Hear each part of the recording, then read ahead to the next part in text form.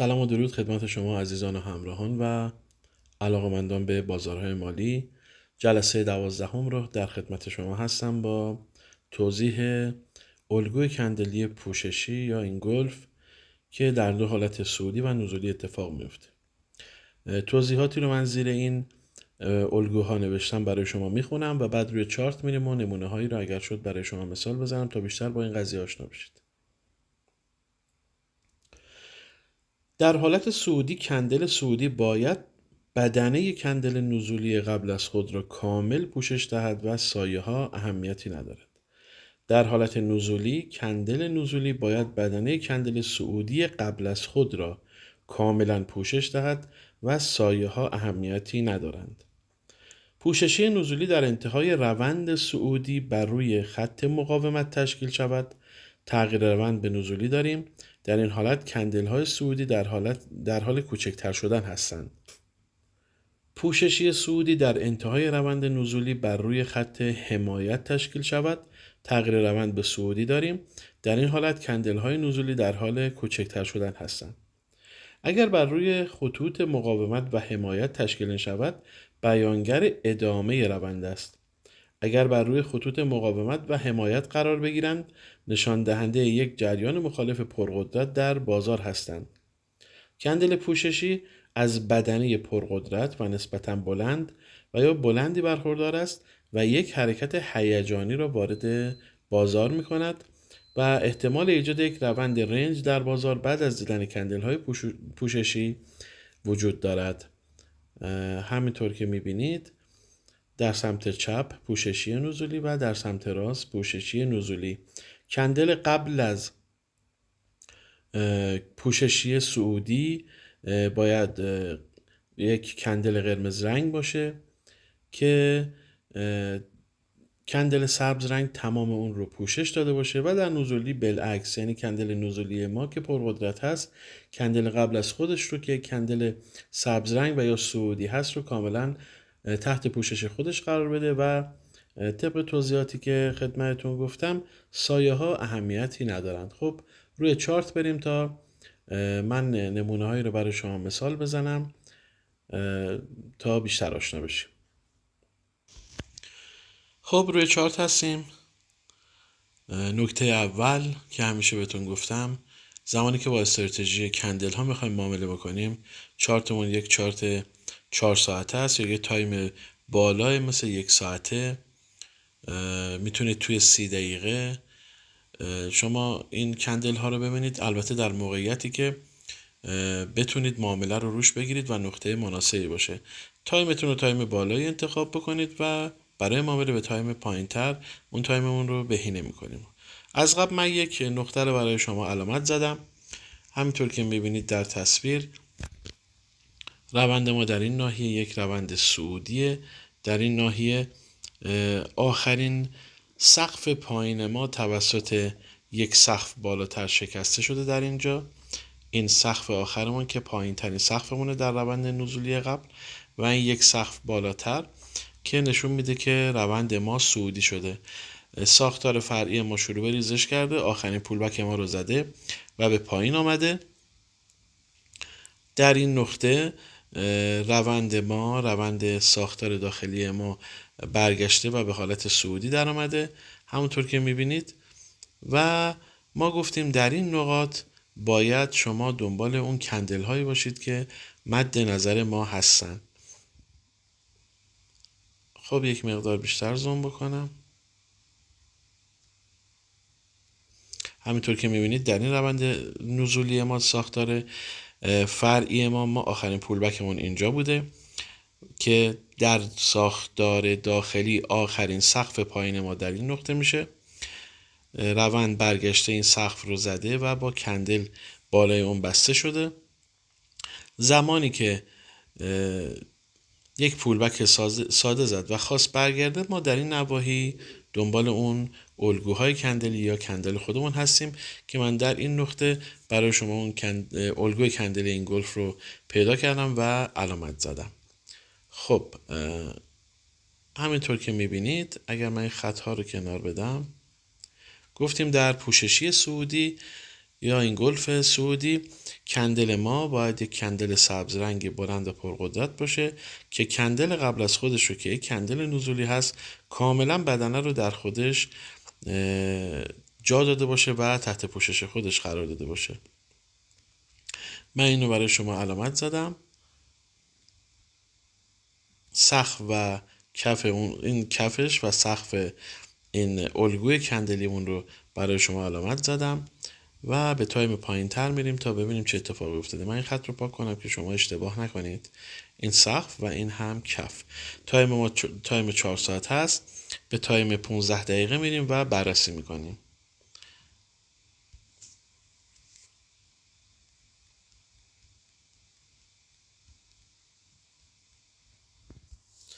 خوشحال میشم که ویدیوهای ما رو لایک کنید، برای من کامنت بذارید، سابسکرایب کنید و معرفی کنید به دوستاتون، به اشتراک بذارید. البته این رو خدمتون بگم که یک آموزش شاید همیشه کامل ترین آموزش نباشه. یک بار دیگه هم این رو فکر کنم به شما گفتم. شما برای یادگیری به یک آموزش بسنده نکنید و آموزش های دیگر رو ببینید. ایرادهای آموزش های مختلف توی همدیگه در میاد و شما میتونید یک آموزش تکمیل تری رو برای خودتون داشته باشید و استراتژی خودتون رو کامل تر کنید و باهاش در بازار وارد معامله بشید. خب سقف و کف کندلمون رو مشخص کردیم. گفتیم که اگر که آخرین کندل سقف ما اینجا بسته میشد و از اینجا شروع به ریزش میکرد، این میشد پولبک اول ما. باید این سقف رو میشکست، میامد بالاتر، یه پولبک دیگه میزد و در برگشت پولبک دوم که میزد ما وارد معامله میشدیم. و حالت دوم این بود که بعد از آخرین کندل ها ادامه پیدا کنن، برن بالا، یه پولبک بزنن، بیان سقف خودشون رو بزنن، سقف اون پولبک رو بزنن، دوباره برگردن و برن بالا در روند صعودی و سقف دوم رو بزنن و ما وارد معامله بشیم. در این قسمت شما میبینید که کندل ها حرکت کردن. بعد از اینکه سقف کندل این گلف ما تکمیل شده، کندل ها حرکت کردن و به بالاتر رفتن و سقف ما اینجا تکمیل شده. یک پولبک ساده داشتیم و کندل ها برگشتن به روند صعودی خودشون و این سقف رو با بدنه کندل زدن و بدنه کندل بسته شده. من یه خط بندازم اینجا.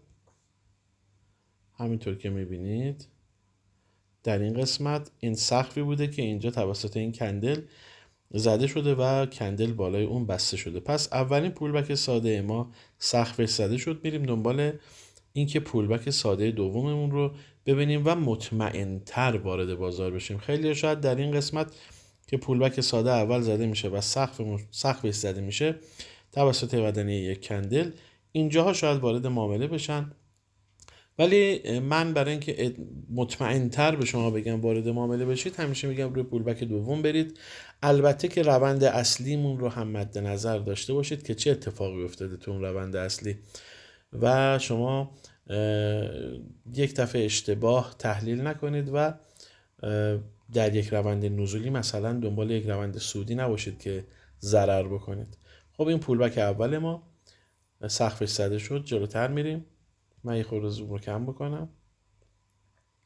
همینطور که میبینید در این ناحیه، در اینجا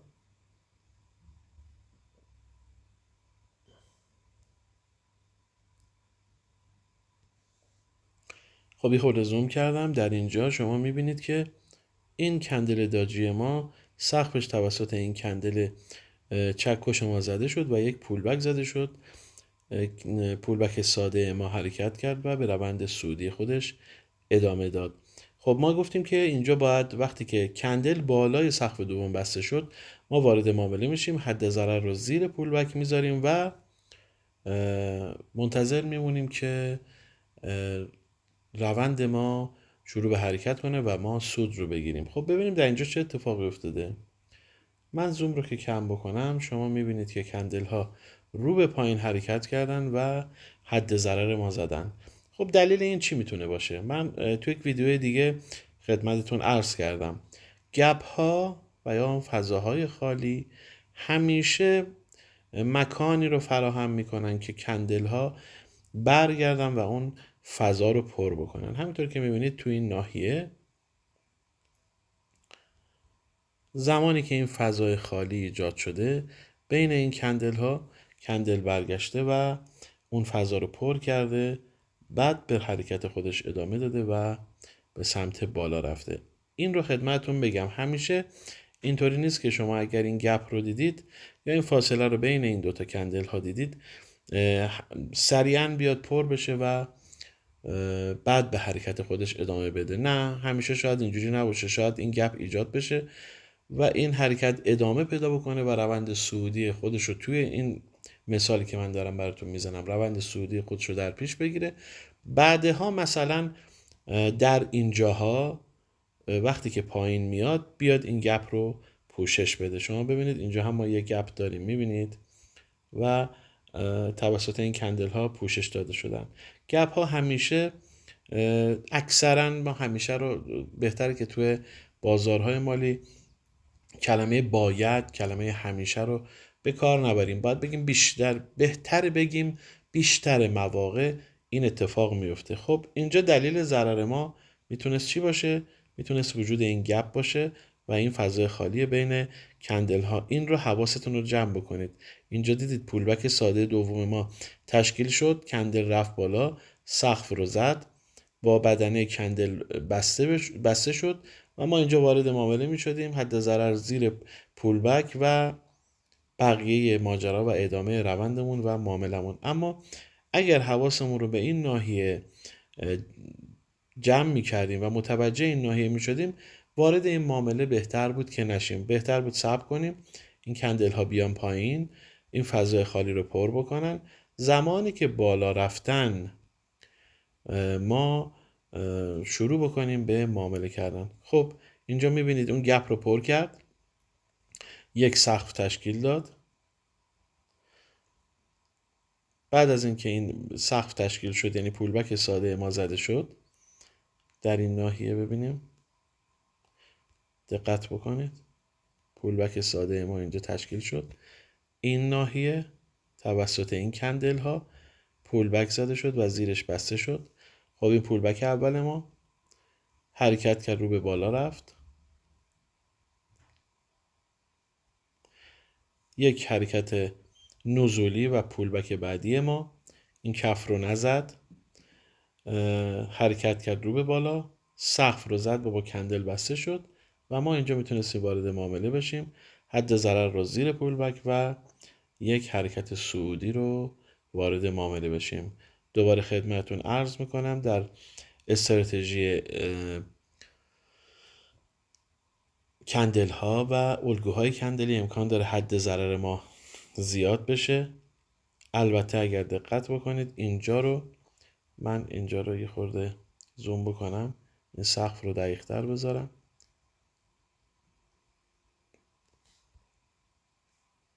خب اینجا توسط این کندل شکسته شد، بالای اون بسته شد و پولبک ما، انتهای پولبک اینجاست، زیر پولبک و ادامه روند. برای اینکه حد ضرر ما کوچیک‌تر بشه، من گفتم که میتونید شما این ناحیه رو به تایم 1 دقیقه تغییر بدید، از 1 رو به 1 دقیقه بیایید و اینجا یک نقطه ورود بگیرید و وارد بشید. در بحث بهینه کردن تایم فریم ها خدمتتون عرض میکنم. خب این یک مثالی بود از یک کندل پوششی صعودی. کندل پوششی نزولی هم به همین شکل هست و ببینم اگر من یک مورد خوب رو پیدا بکنم برای شما مثالش رو بزنم که با اون هم آشنا بشید.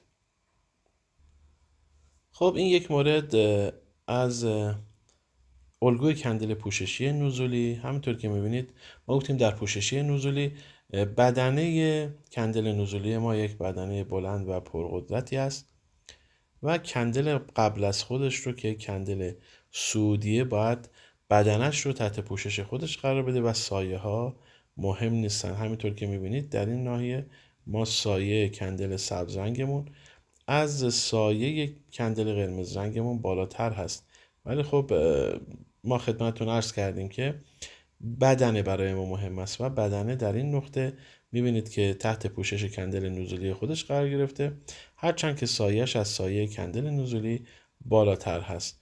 خب من این تایم رو به تایم 15 دقیقه تغییر بدم و در خدمت شما هستم تا بقیه موارد رو توضیح بدم خدمتشون. در تایم 15 دقیقه هستیم. گفتیم که یک کندل 4 ساعت در دل خودش 16 کندل 15 دقیقه‌ای رو داره. 16 کندل به جلو میریم تا ببینیم که آخرین کندل ما در کجا بسته شده. خب این کندل قرمز رنگ رو شما که میبینید سقف کندل نزولی ما رو تشکیل داده و از اینجا 16 کندل به جلو میریم. 2 4 6 8 10 12 14 و 16. این کندل نزولی یک کندلی هست که کف کندل 4 ساعته ما رو تشکیل داده. خیلی جالب هست. اینجا هم همینطور که شما میبینید اینجا هم ما یک کندل پوششی نزولی داریم. در تایم بالاتر 4 ساعتش دیدید که یک کندل پوششی نزولی داشتیم به همین شکل که کندل سبز رنگ سایش بالاتر از سایه قرمز رنگ کندل نزولی و قرمز رنگ بود. این هم دقیقا همون اتفاق هم در تایم 15 دقیقه افتاده. خب از همین نقطه که کف کندل نزولی ما هست ما یک پولبک ساده رو میبینیم که کندل بعد یک سقف رو تشکیل داده. البته یک کندل بعدش سقف تشکیل شده و برگشته بالا و این کندل سبز رنگ سقف این کندل قرمز رنگ خودش رو زده و برای ما یک پولبک ساده رو تشکیل داده. اگر من این نقطه چین ها رو اینجا بذارم شما میبینید که سقف این کندل سبز رنگ از این قرمز رنگ بالاتر هست. حرکت کرده بعد از پولبک ساده خودش این کف رو زده به پایین آمده، دوباره حرکت کرده رو به بالا. میبینید که یک پولبک ساده دیگه برای ما تشکیل داده. آخرین کف اینجا بوده، بالا آمده این سقف این کندل رو زده، دوباره حرکت کرده کف دوم ما رو هم زده و به حرکت نزولی خودش ادامه داده. حد ضرر پشت پولبک و اجازه میدیم که ببینیم چه اتفاقی میفته و روند ما براش به حرکت خودش ادامه میده یا نه. و میبینید همونطور که در تصویر و روی چارت میبینید که یک حرکت نزولی و ریزشی داشتیم. خب خدمتتون گفتم برای اینکه بدونیم تا کجا این معامله رو باز میذاریم باید به گذشته چارت نگاه بکنیم.